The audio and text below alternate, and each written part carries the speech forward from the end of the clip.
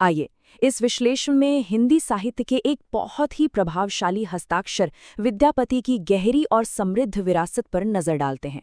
अक्सर होता क्या है कि ऐतिहासिक कवियों को एक ही सांचे में बांध दिया जाता है, लेकिन विद्यापति का व्यक्तित्व और उनका काम इतना विस्तृत है कि उसे समझने के लिए एक व्यवस्थित चर्चा बहुत जरूरी है। आज की इस चर्चा में उन्हीं ऐतिहासिक तथ्यों, उपाधियों और विद्वानों की टिप्पणियों को डिकोड किया जाएगा जो इस महान कवि के अद्वितीय सफर को रेखांकित करती हैं। तो चलिए बिना किसी देरी के सीधे विषय पर आते हैं। शुरुआत एक बहुत ही दिलचस्प और गहरे विचार से करते हैं।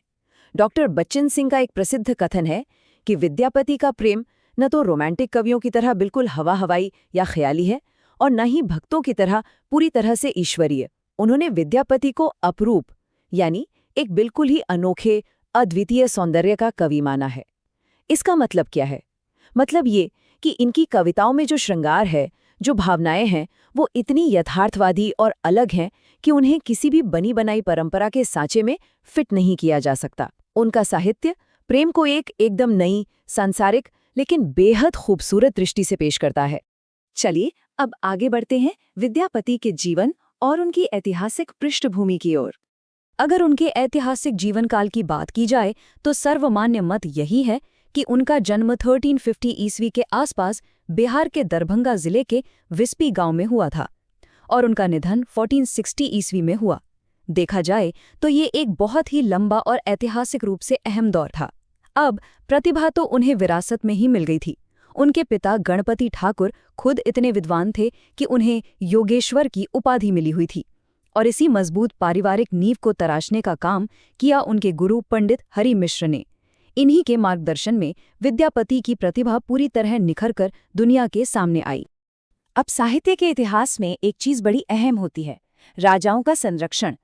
विद्यापति को राजा शिव सिंह और राजा कीर्ति सिंह के दरबार का संरक्षण प्राप्त था और ये कोई छोटी बात नहीं है। इन दरबारों ने न केवल उन्हें एक आर्थिक और सामाजिक सुरक्षा दी, बल्कि एक ऐसा शानदार और सुरक्षित माहौल दिया जहां उनकी लेखनी बिना किसी रोक-टोक के परवान चढ़ सकी। सच कहा जाए तो इसी संरक्षण की वजह से उन्हें अपनी रचनाओं को इतने बड़े पैमाने पर रचने की आज़ादी मिली। और अब चर्चा करते हैं उस पहलू की जो शायद सबसे ज्यादा हैरान करता है, विद्यापति की प्रमुख उपाधियां। ये देखना सच में अद्भुत है कि अलग अलग युगों और अलग अलग विद्वानों से उन्हें कितना भारी सम्मान मिला। एक पूरा राजसी ताना बाना है इन उपाधियों का।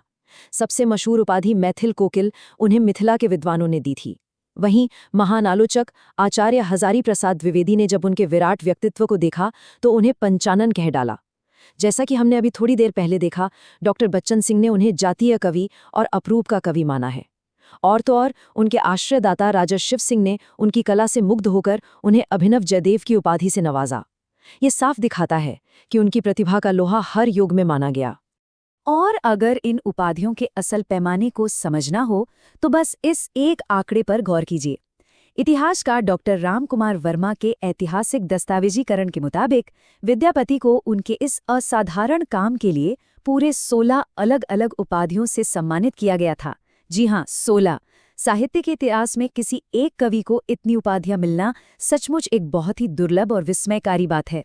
ये साबित करता है कि उस दौर में विद्यापति का रचना संसार कितना विशाल और प्रभावशाली हो चुका था। चलिए अब इस विश्लेषण के अंतिम और सबसे महत्वपूर्ण हिस्से की तरफ चलते हैं, साहित्यिक मूल्यांकन और उनकी विरासत। आधुनिक युग के आलोचकों की नज़र से देखें तो विद्यापति का काम बहुत ही दिलचस्प विरोधाभासों से भरा हुआ है। एक तरफ उनकी रचना कीर्तिलता है जो उस समय की स्थापित सामाजिक और साहित्यिक परंपराओं का पूरी तरह से समर्थन करती है, लेकिन जरा दूसरी तरफ देखिए, पदावली। ये रचना उन्हीं स्थापित परंपराओं को बहुत ही साहस के साथ तोड़ देती है। ये विरोधाभास हमें बताता है कि विद्यापति एक ही समय में अपनी जड़ों से गहराई से जुड़े परंपरावादी भी थे और साथ ही साहित्य के एक ऐसे विद्रोही नव प्रवर्तक भी जो नए प्रयोग करने से बिल्कुल नहीं डरते थे। और सबसे दिलचस्प बात यह है कि यही विद्रोही परंपरा को तोड़ने वाली रचना पदावली ही उनकी सबसे बड़ी और स्थायी पहचान बन गई। महान आचार्य रामचंद्र शुक्ल ने बिल्कुल स्पष्ट शब्दों में लिखा है कि विद्यापति के मैथिल कोकिल कहलाने और साहित्य में हमेशा के लिए अमर हो जाने का असल कारण यही पदावली है। इस रचना की मिठास और इसका अनोखा प्रेम वर्णन ही उनकी लोकप्रियता का असली रहस्य है।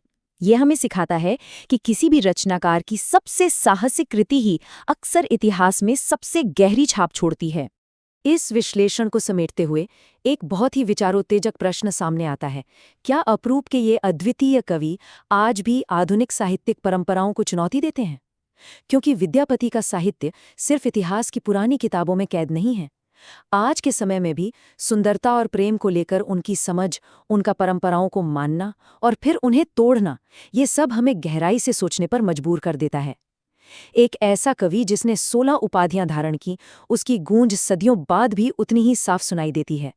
इस समृद्ध विरासत के सफर में शामिल होने के लिए धन्यवाद। ऐसे ही निरंतर सीखते रहें और विचारों का अन्वेषण करते रहें।